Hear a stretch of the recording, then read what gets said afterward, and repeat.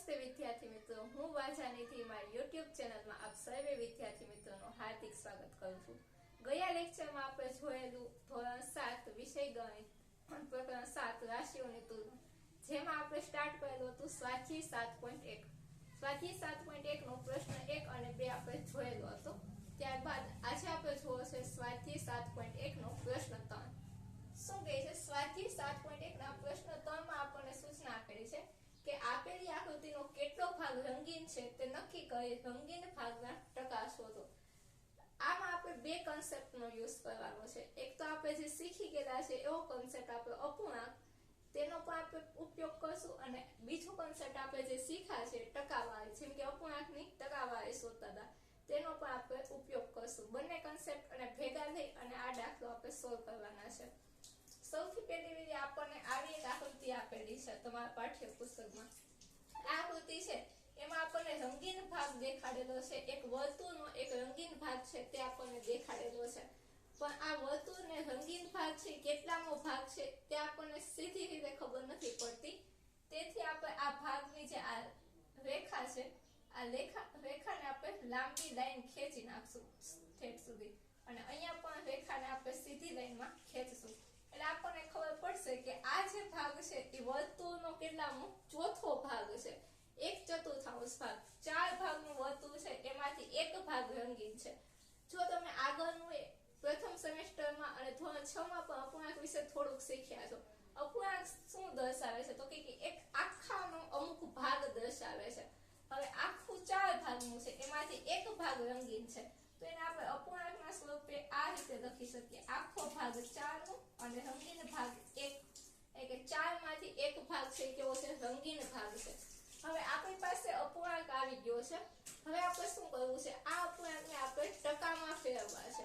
તો આપણને ખબર છે કે અપૂર્ણાંકને ટકામાં ફેરવવા માટે આપણે એને 100 વડે ગુણવા પડે છે। તો અહીંયા હું કરું છું ગુણ્યા 100। હવે જો શું થશે?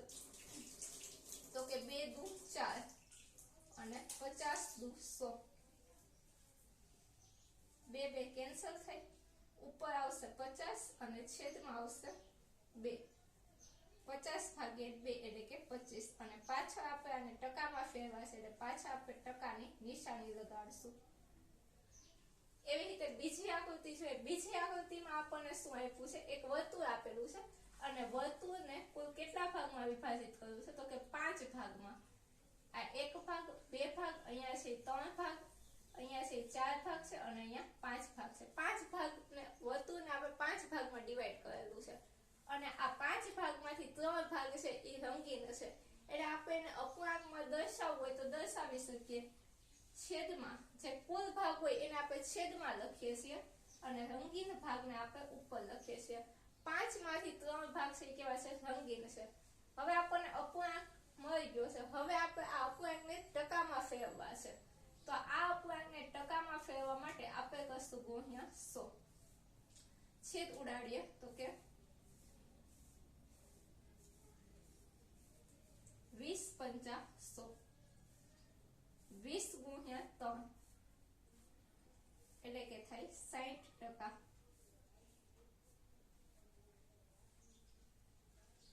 અને હવે આપણી પાસે એક ત્રીજી આકૃતિ આપણને આપેલી છે। ત્રીજી આકૃતિમાં પણ એક વર્તુળ આપેલું છે, અને વર્તુળને કેટલા ભાગ આપેલા છે? તો કે વર્તુળને 1, વર્તુળને 2, 3, 4, 5, 6, 7 અને 8 ભાગમાં ડિવાઈડ કરેલું છે। એક વર્તુળના 8 ભાગ પાડેલા છે, અને એમાંથી આપણને રંગીન ભાગ શોધવાનો કીધો છે। તો રંગીન ભાગ આપણને ખબર છે 1, 2 અને 3 ભાગ છે એ કેટલા છે? રંગીન છે। તો આપણે અપૂર્ણાંકના સ્વરૂપમાં લખીએ તો કે 8 માંથી 3 ભાગ રંગીન, અને હવે આ અપૂર્ણાંકને આપણે ટકામાં ફેરવવા છે, તો એને ગુણ્યા 100 કરશું। છેદ ઉડાડવાની ટ્રાય કરશે, છેદ ઉડે છે કે નહીં?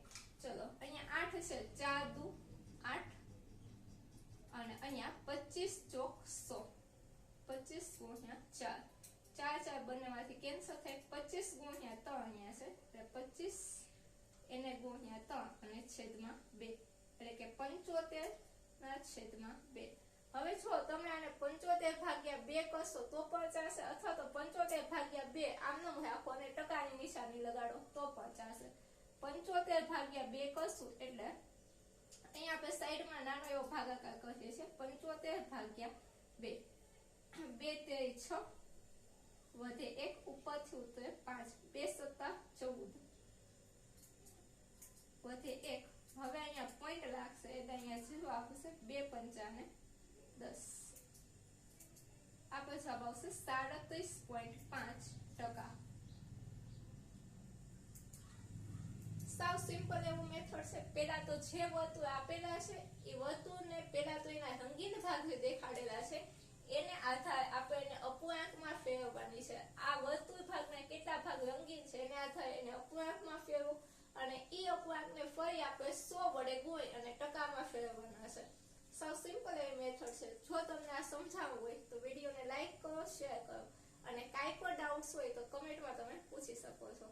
ફરી આવતા લેક્ચરમાં મળશું પ્રશ્ન 4 સાથે. ત્યાં સુધી મને રજા આપો. Thank you so much.